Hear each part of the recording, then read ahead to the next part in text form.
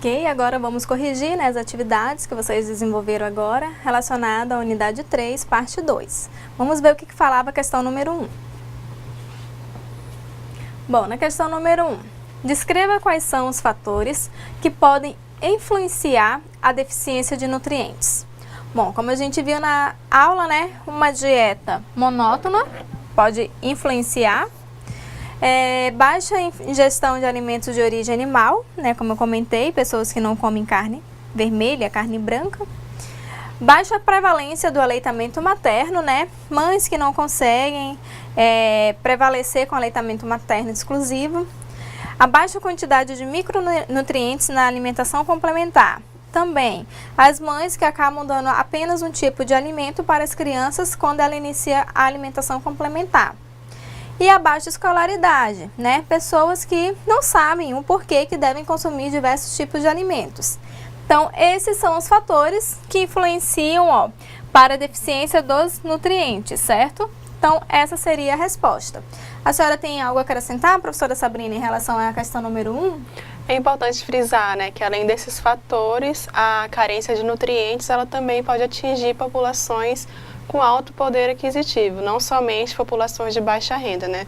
Porque muitas vezes pessoas que têm um poder socioeconômico mais elevado têm os alimentos em grandes quantidades, porém em baixa qualidade, então acaba consumindo muito, porém não prioriza-se a qualidade dos alimentos.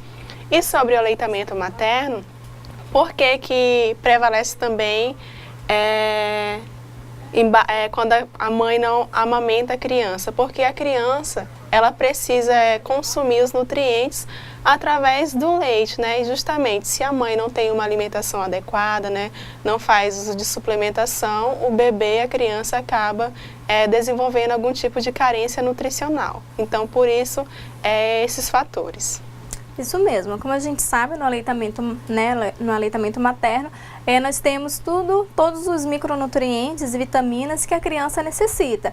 Então, por isso que quando a criança ela se alimenta de leite materno, ela não precisa consumir outro tipo de alimento, nem a questão da água, porque o leite materno já contém todos os micronutrientes, vitaminas e a água que a criança necessita.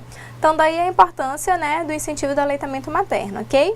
Então, essa seria a resposta. Se alguém tiver dado uma resposta diferente, né, se o questionamento foi algum questionamento diferente, pode estar enviando que a gente vai fazer a correção da sua atividade também, tá? Da sua resposta. Agora, vamos lá para a questão número 2.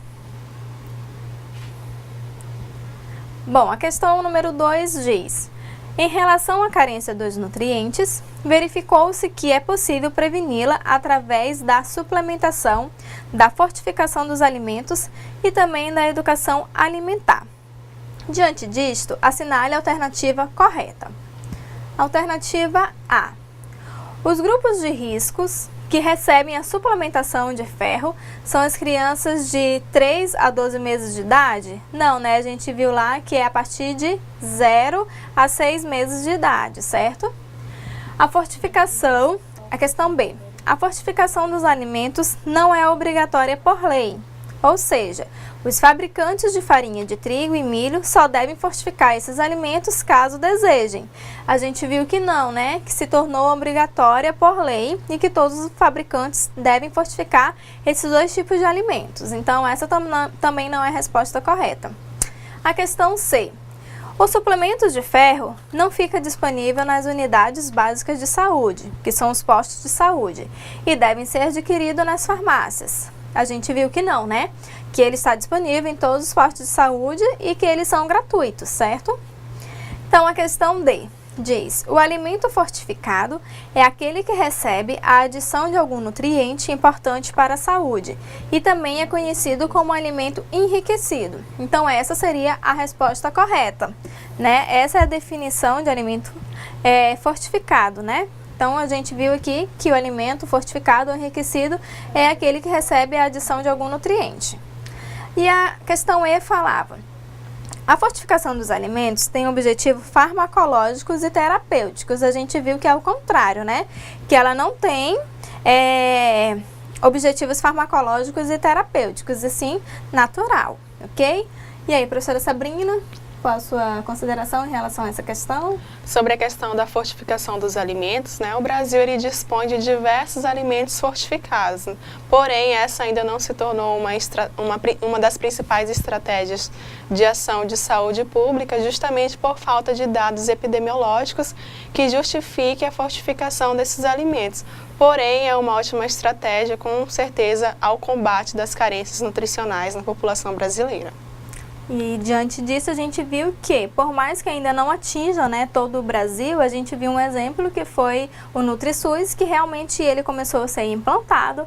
Aqui no estado de Rondônia, temos a informação de que ele começou a ser implantado agora em março, então provavelmente logo logo a sua escola estará recebendo também esse programa, caso ela tenha procurado, né, tenha se inscrito no programa, ela irá receber. Então, aos pouquinhos, as escolas irão ser beneficiadas com o NutriSUS, o que vai ajudar a prevenir muita carência de minerais, né, e vitaminas, no caso, os micronutrientes, tá? Então, vamos lá, a questão 3. Bom, o Brasil é um país com grande diversidade, onde cada região dispõe de vários alimentos típicos. Assim, dê exemplo de alimentos fontes de vitamina A, ferro, conforme cada região. Como a gente viu lá no quadro, né, era só verificar, né, caso você não saiba algum alimento diferente, era só verificar lá naquele quadro que a gente viu e falar cada região, né, a região centro-oeste, e dar os exemplos, né, dos alimentos fontes de vitamina A e de ferro. Então, se você colocou algum alimento diferente, né, do que a gente colocou aqui, você pode estar nos informando que a gente compartilha com os outros colegas, tá? Então, aqui um exemplo, né, da região centro-oeste de vitamina A, aqui é o pequi. De ferro, o mais conhecido, né, também, deixa eu ver, mangaba é um alimento mais conhecido.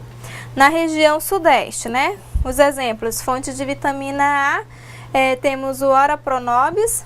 E de ferro também, então se eu estiver consumindo esse tipo de alimento, eu acabo atingindo ferro e vitamina A, tá?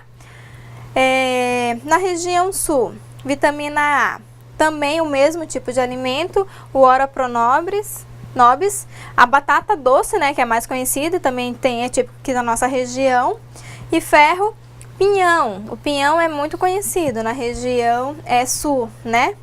Então, às vezes a gente consome um alimento e nele nós temos dois tipos de minerais, tá? Aqui.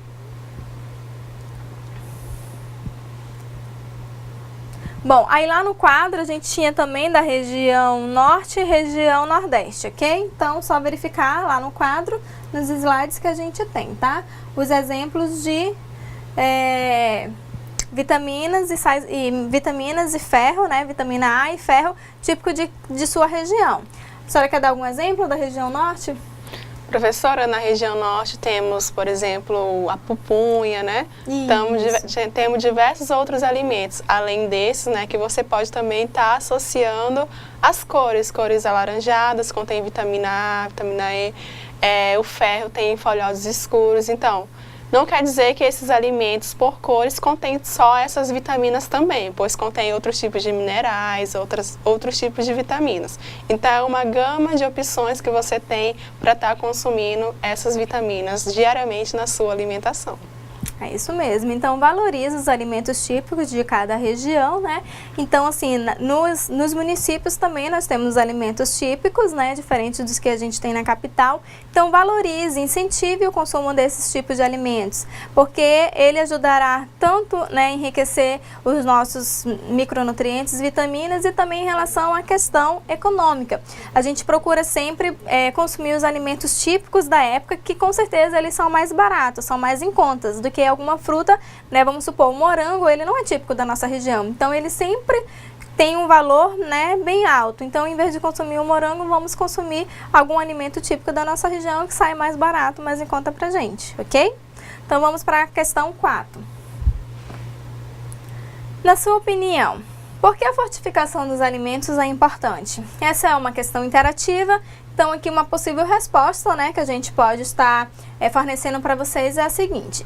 É importante porque reforçar o valor nutritivo da composição dos alimentos, prevenindo desde cedo a possível deficiência dos nutrientes. A fortificação dos alimentos tem várias vantagens, entre elas a utilização do alimento básico, né, como a gente viu, que são consumidos pela maioria da população, conseguindo cobrir grande parte dela, ou seja, eu atinjo grande parte da população.